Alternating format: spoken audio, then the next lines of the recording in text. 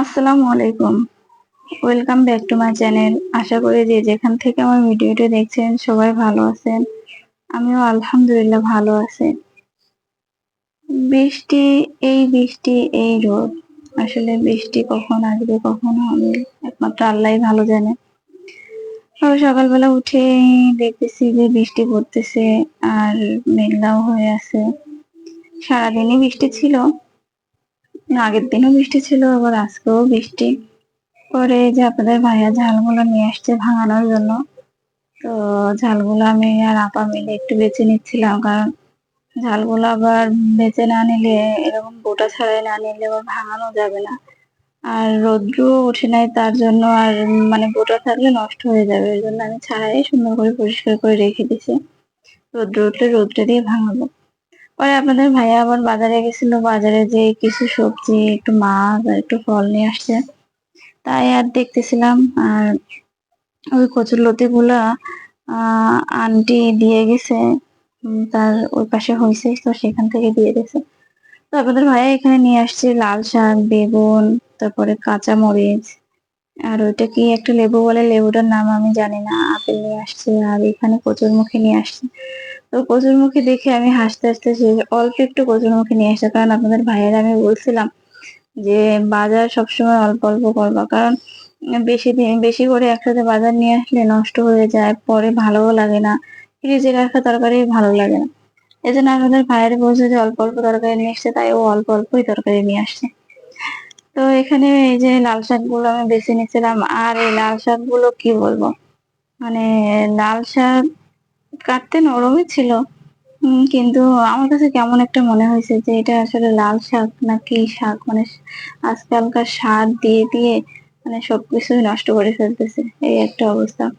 আর আমি যে এখানে থাকি না, এখানে আসলে সবকিছুই মানে মানে গ্রামের যে তরকারি গুলো হয় এগুলোই এখানে পাওয়া যায়। মানে দুধ বলেন, ডিম, তারপরে তরি তরকারি, শাকসবজি সবকিছুই এখানে পাওয়া যায়। মানে উম, শাকসবজি তো শহরে হলে কিনতে হয়, যে কোনো শাক কিনে তারপরে খাইতে, আর আমার এখানে মানে আসলে কিনে খাইতে হয় না, মানে পাশে একটু মাঠে বা একটু খেতে গেলে সব তরি তরকারি পাওয়া যায়। আর এগুলো আমি তরকারি আবার বেছে এখানে আসছিলাম, আপা কাটতেছিল বাসায় তরকারি, আর আমি আবার নিচে আসছিলাম একটু ওই জবা ফুলের পাতা নিব, কারণ আমি যে তেলটা লাগাই ওই তেলটা শেষ হয়ে গেছে, তাই তেলটা একটু বানাবো, এই জন্য আমি আবার একটু জবা ফুলের পাতা নিতে আসছিলাম, আর ফুল, দুই রকম জবা ফুলই নিতে আসছি। আর নিব হইছে, মানে আমি হাতে পাচ্ছিলাম না, লাফ দিয়ে পারতে হচ্ছিল, অনেক উঁচুতে ছিল। আর এই গাছটার নাম আমি জানি না, এই গাছটাতে আপনার সাদা সাদা ফুল হয়, কি একটা গাছ বলে, কিন্তু নাম আমি জানি না। এই পাতাগুলো দিয়ে আমি তেল বানাবো আর কি, তার জন্য নিয়ে আসলাম। তো কাজ কাম শেষ করে বাসায় এই যে রান্না করতে চলে আসছি। আজকে রান্না করব ছোট বাইলা মাছ ভুনা করব, আর ট্যাংরা মাছ দিয়ে হচ্ছে কচুরমুখী বেগুন রান্না করব। তো আমি মাছগুলো সুন্দর করে ভেজে নিচ্ছিলাম, কারণ হালকা একটু ভেজে নিলে ভালো লাগে, আর নরম নরম থাকলে আসলে ভালো লাগে না। পরে আমি এখানে আবার এই বাইলা মাছটা ভুনা ভুনা করব, তাই আর মশলা বের করতেছে মনে ছিল না, পরে ছিল শক্ত শক্ত, পরে আমি কেটে কেটে দিছি তরকারিতে, মানে কি আজকের অবস্থাটা কি একটা বলবো। তারপরে যাই হোক, ওই রান্না বসা মানে কষাই নিচ্ছি, মশলা কষাই নিয়ে এর মধ্যে মাছ দিয়ে আমি সুন্দর করে ভুনা করে নিচ্ছিলাম। উম, হ্যাঁ, তারপরে হালকা একটু পানি দিয়ে আমি মানে রান্না করে নিচ্ছি। আর এই যে টমেটো দিয়ে, আর টমেটো ছাড়া মনে হয় যে এখন আর কোনো তরকারি ভালো লাগে না। শীতকালে আসার আগে থেকেই টমেটো খাওয়ার অভ্যাস হয়ে গেছে। আর আমাদের এই ভুমরাতে আপনার 12 মাসি টমেটো পাওয়া যায়, ইন্ডিয়ানও পাওয়া যায়, বাংলাদেশেও পাওয়া যায়, এই আর কি। আর আমার মাছ ভুনা হয়ে গেছে, এরপরে আমি আমার ছোট ছেলের জন্য একটু খিচুড়ি রান্না করব। ও কিছু খেতে চাচ্ছে না, তা দেখি যে একটু খিচুড়ি খায় কিনা, তাই একটু ওর জন্য খিচুড়ি রান্না করবো। তো এখানে আমি পোলার চাল দিছি, আর আলু দিছি, আর একটু মসুর ডাল, আর একটু পেঁয়াজ, আর একটু আদা জিরা বাটা দিছি, আর এখানে আমি ঘি দিব, তেল দিব না আর কি। আমি সম্পূর্ণ ঘি দিয়ে ওর জন্য রান্না করব। তা দেখি খায় কিনা, আসলে আমার বাচ্চাটা অনেক শুকায় গেছে, ছোট বাচ্চাটা কিছুই খায় না।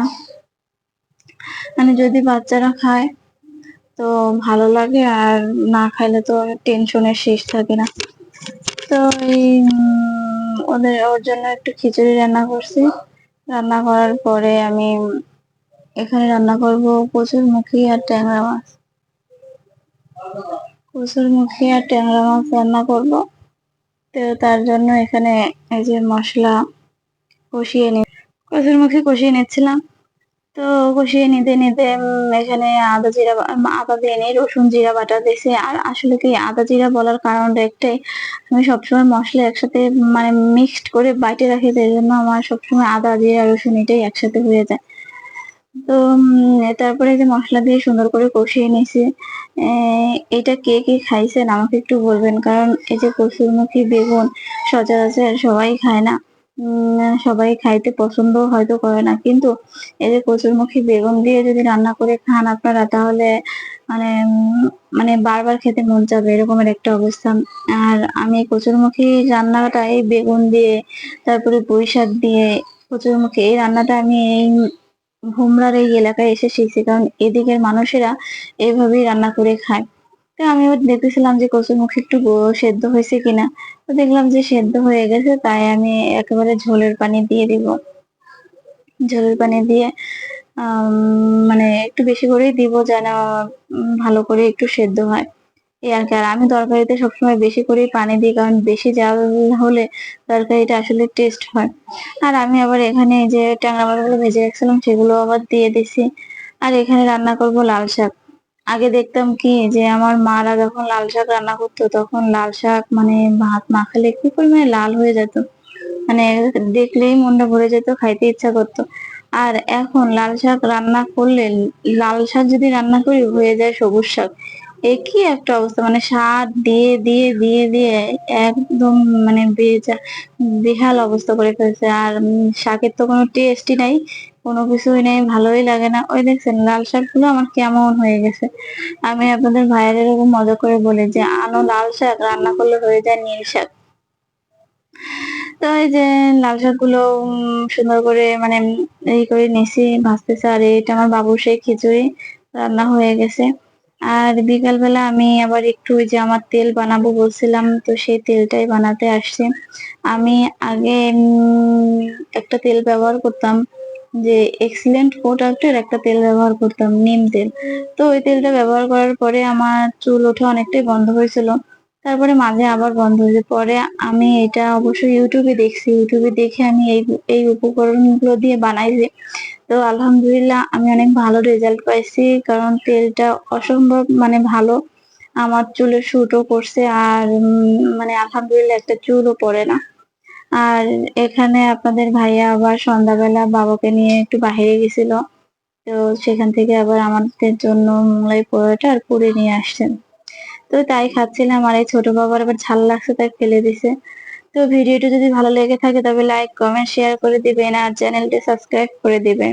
সবাই সুস্থ থাকবেন, ভালো থাকবেন। আল্লাহ হাফেজ।